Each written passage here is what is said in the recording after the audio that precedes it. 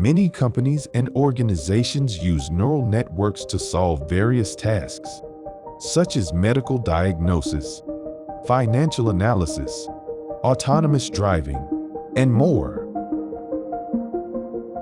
Researchers are also currently working on developing more efficient methods for training neural networks, including methods based on genetic algorithms and meta-learning.